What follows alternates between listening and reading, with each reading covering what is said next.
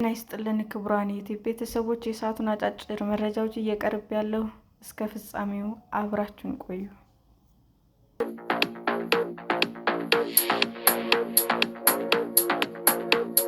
ተመራማሪዎች በዓይነ ቁራኛ የሚመለከቷቸው የአራት አስትሮይዶች ምድርን የመምታት ዕድል ይኖራቸው ይሆን? ብዙውን ጊዜ ስለ አስትሮይድ ሊያስቡ የሚችሉት የሳይንስ ፊልሞችን ሲመለከቱ አሊያም ዜና ላይ አስትሮይድ ምድርን ሊመታ እንደሆነ ሲነገር ነው።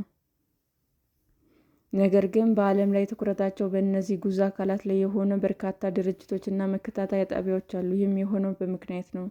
አስትሮይዶች ከ4.6 ቢሊዮን ዓመታት በፊት ምድር ያለችበትን ስርዓት ፀሐይ ሲፈጠር የተረፉ ድንጋያማ አካላት ናቸው። ከ1 ሚሊዮን በላይ የሚታወቁ አስትሮይዶች ያሉ ሲሆን አብዛኞቹ በማርስ እና በጁፒተር መካከል ሆነው ፀሐይ በሚዘውረው በዋናው አስትሮይድ ቀበቶ ውስጥ ይገኛሉ። አንዳንዶቹ ወደ ምድር ቀርበው ይመጣሉ። ይህም የህይወትን አመጣጥ እንድንረዳ ሊያግዙ እንደሚችሉ በዩናይትድ ኪንግደም ኦፕን ዩኒቨርሲቲ የፕላኔቶች እና የጠፈር ሳይንስ ፕሮፌሰር ኤመርተስ የሆኑት ሞኒካ ግሬድ ይናገራሉ። ከእነዚህ ከዋክብት መካከል አንዳንዶቹ የህይወት ግንባታ ግብዓት ሊሆኑ የሚችሉ ብዙ ኦርጋኒክ ውህዶች አሏቸው ይላሉ። አንዱ መላምት ህይወት በምድር ላይ ሊኖር የቻለው ህይወት ንጥረ ነገሮች በአስትሮይዶች አማካኝነት ወደ ምድር ስለመጡ ብቻ ነው በማለት ያብራራሉ። አብዛኞቹ አስትሮይዶች ምንም ጉዳት የማያደርሱና ስጋት ሳያስከትሉ የሚያልፉ ቢሆንም አንዳንዶቹ ግን ትኩረት ሊሰጣቸው የሚገባቸው ናቸው። ወደ ምድር የሚቀርቡ ቁሶችን በተመለከተ የበዛ ትኩረት አለ። ጉዳት እንደማያደርሱ ለማረጋገጥ እና አንዳንድም ሊያስከትሉት የሚችሉትን ጉዳት ለመተንበይ በሚያስችል ደረጃ በፀሐይ ዙሪያ የሚደረጉትን እንቅስቃሴ እስከሚታወቅ ድረስ በቅርቡ ክትትል ይደረግባቸዋል። ከምድር በብዙ ርቀት ላይ ያልተለመደ አወቃቀር ያላቸው ቁሶች እንፈልጋለን ሲሉ በዩናይትድ ኪንግደም በኤድንበርግ ዩኒቨርሲቲ የፊዚክስ እና የስነ ፈለክ ትምህርት ቤት የምርምር ባልደረባ የሆኑት አጋታ ሮዝክ ይናገራሉ። አስትሮይዶች በግዝፈታቸው ሲመደቡ ታላላቆቹ አስትሮይዶች የሚፈጥሩት ስጋት እምብዛም ነው። ሮዝክ የት እንዳሉና ወዴት እንደሚሄዱ በትክክል እናውቃለን በማለት ምክንያቱን ያብራራሉ። እንቅስቃሴያቸውን የሚቆጣጠሩት ህጎች በሚገባ ተረድተናል፣ እንዲሁም ያልተለመዱ ነገሮች ሲፈጠሩ እነሱን በማጥናት ይበልጥ ልንረዳቸው ችለናል ይላሉ። በፀሐይ ዙሪያ የሚያደርጉትን ዙረት እስከሚታወቅ ድረስ ስጋት የመፍጠር ዕድል ያላቸው ትናንሾች ያልተለዩ አስትሮይዶች ናቸው በማለት ያክላሉ። እንደ ተመራማሪዎች ገለጻ ከሆነ ከዋና ዋና አስትሮይዶች መካከል በአሁኑ ጊዜ ክትትል እየተደረገባቸው ያሉ 3ቱ ናቸው። አንዲት ተጨማሪ አስትሮይድ ደግሞ እጅግ አስፈላጊ በመሆኗ ናሳ ጥናት ሊያደርግባት ተልዕኮ ወስዷል። በግብፅ የሁከትና የጥፋት አምላክ ስም የተሰየመው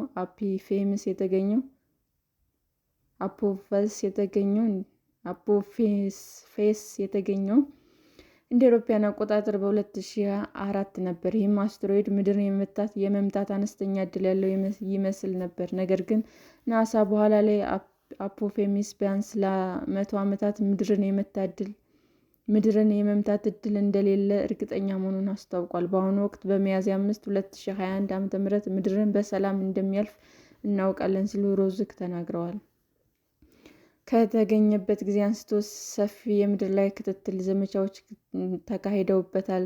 ጂኦስቴሽነሪ ሳተላይቶች ባሉበት ርቀት አቅራቢያ በቅርብ እንቅስቃሴ ያደርጋል። ለምድር ያለው ቅርበትም አስትሮይዱ እንዲለጠጥና ቅርጹን እንዲለውጥ ሊያደርገው ይችላል ብለን እናስባለን። ናሳ እንደሚገልጸውም የምድር ስበት አፖፌስ በፀሐይ ዙሪያ ያለውን እንቅስቃሴ እንዲቀይር የሚያደርግ እና በአስትሮይዱ ላይ አንዳንድ ትንሽ የመሬት መንሸራተቶች እንዲከሰት የሚያደርግ ስበት ይፈጥራል።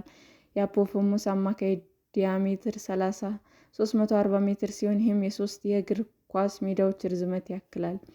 አስትሮይዱ ከምድር ገጽ 32,000 ኪ.ሜ ርቀት ላይ ያልፋል። ይህ ርቀት በዓይን እንዲታይ ያደርገዋል። ይህም አስትሮይድ መጠኑ ከ53 እስከ 67 ሜትር እንደሆነ ይገመታል።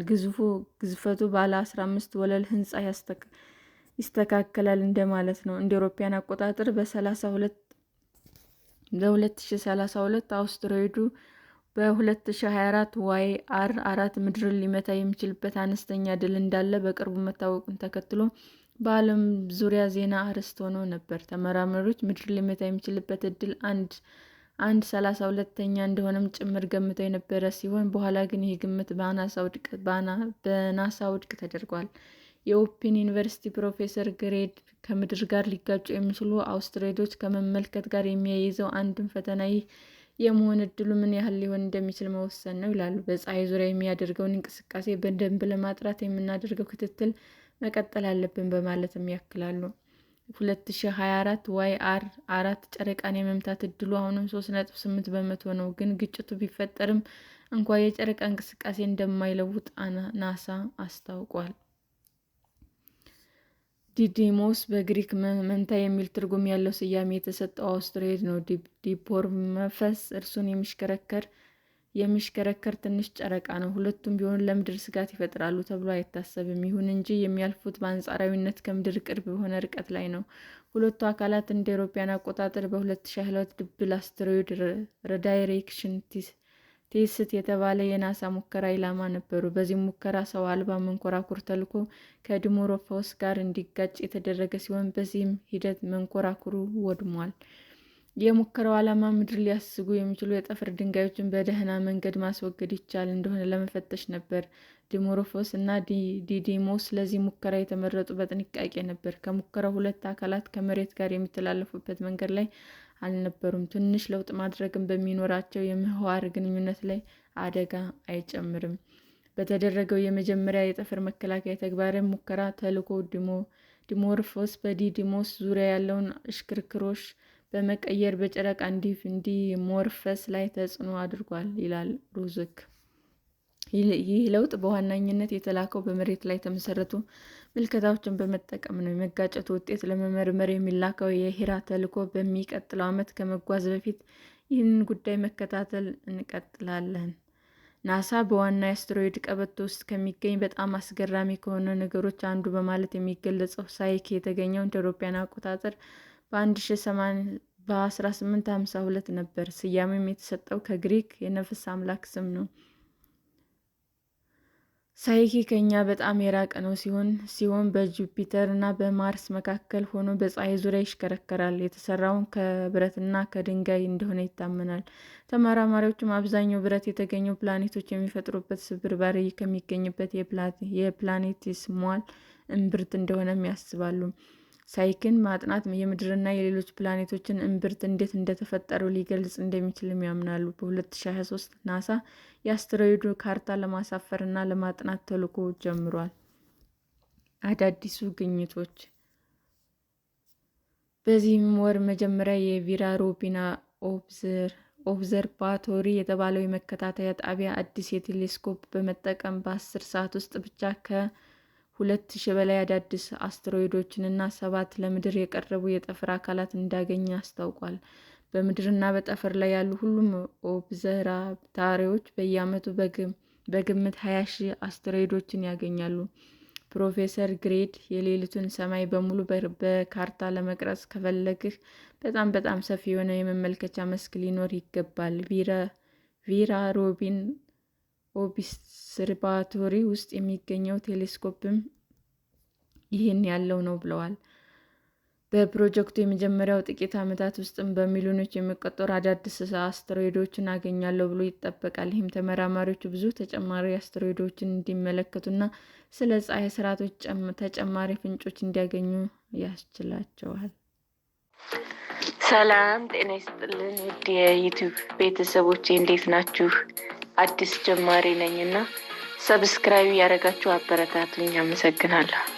የዩቲዩብ አድማጮቻችን ለሰዓቱ ያቀረብኩላችሁ አጫጭር መረጃዎች ይህንን ይመስል ነበር። በሌላ መረጃ እስክንገናኝ ሼር፣ ላይክ፣ ሰብስክራይብ እንዲሁም ቢቀርብልን የምትሉት መረጃ ካለ ኮመንት እያደረጋችሁ ቸር ቆዩን።